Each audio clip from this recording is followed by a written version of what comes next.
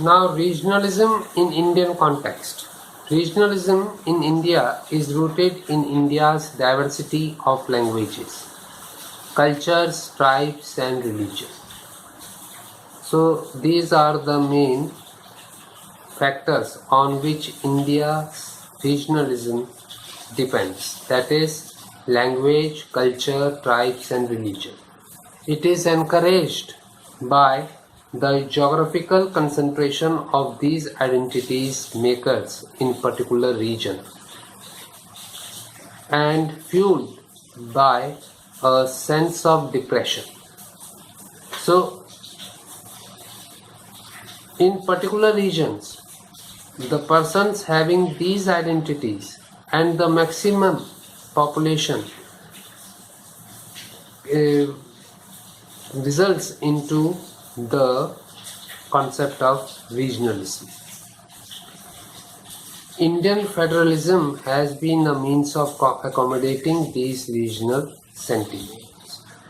It refers to affinity of people to their specific areas or regions which has its own government, different customs and religious practices, etc.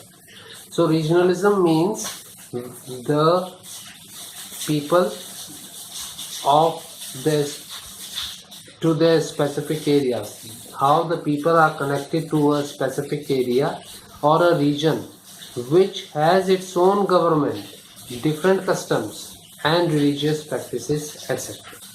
It depends also on the on the historical formation or administration of a region. Regionalism centers on increasing the region's influence and political power either through movements or limited form of autonomy or through stronger measures for a greater degree of autonomy. So it centers on increasing the influence of the region and the political power through movements or limited form of autonomy or through stronger measures for a greater degree of autonomy. It instills the feeling in its members that their language, culture, history and tradition are the best. So they require all possible facilities to develop them. And it inculcates in the members of a particular region that their language, their culture, their history and traditions are the best, and they are the best, and so they require all possible facilities to develop. It is important to understand the relationship between nation states and cultural communities.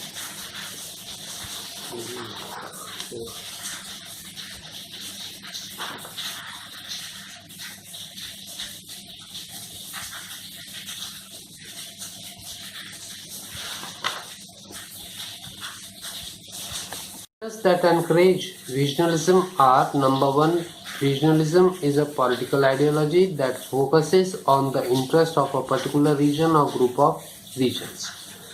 Number two, regionalism instills the feeling in its members that that their language, culture, history and traditions are the best.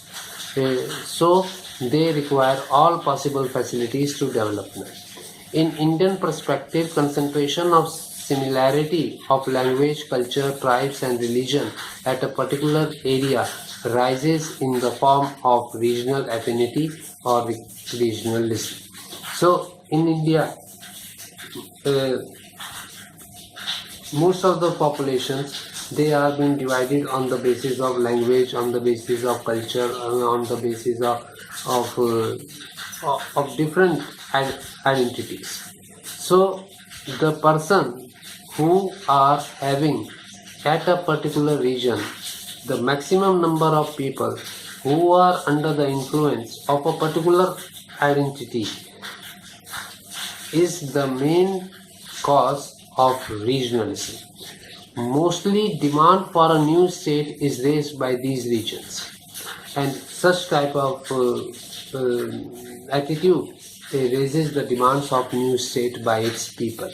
Owing to maintain peace and order, India has been organizing states since 1956. In 2000, three new states of Uttarakhand, Jharkhand, and Chhattisgarh were formed on the grounds of reorganization of these states on ethnicity, tribal identity, language, regional deprivation, and ecology in their combined form. These all factors were crystallized in an intense regionalism. Affecting regional sentiments is not just a matter of creating states. This has to be backed up with an institutional structure that ensure their validity as relatively autonomous units within a larger federal structure. In India, this is done by constitutional provisions defining the powers of the states and the center. In India, as India as a federal structure, therefore, over here, the constitutional provisions define the powers of the state and the center.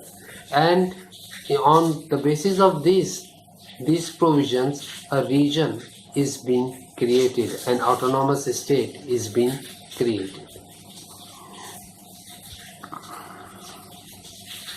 Along with a concurrent list of areas where both are allowed to operate. The state legislature determines the composition of the upper house of parliament, the Rajya Sabha. In addition, there are periodic committees and commissions that decide on center-state relations. For example, Finance Commission, which is set up every 10 years to decide on sharing of tax revenue between center and state. Each 5-year plan also involves detailed state plans prepared by the State Planning Commission of each state. On the whole, the federal system has worked fairly well, though remain many contentious issues. Since the era of liberalization, that is since 1990, there is concern among policymakers, politicians and scholars about increasing inter-regional economic and infrastructure inequality. As private investment, both foreign and Indian, is given a greater role in economic development, consideration of regional equity get diluted. This happens because private investors generally want to invest in already developed states where the infrastructure and other facilities are better. Unlike private industry, the government can give some consideration to regional equity and other social goals rather than just seek to maximize profits so left to itself. The market economy tends to increase the gap between developed and backward regions. Public initiative will be needed to reverse current trends. The nation-state and religion-related issues. The most contentious of all aspects of cultural diversities are issues relating to religious communities and religion-based identities. These issues are broadly divided into two groups, that is secularism and communalism. Secularism-communalism and the minority and majority sects. These are related to state relationship with religion and political groupings that invoke religion as their primary identity. On the other hand, minorities and majorities involve decisions on how the state is to treat different religious, ethnic or other communities that are unequal in terms of numbers and power, including social, economic and political power.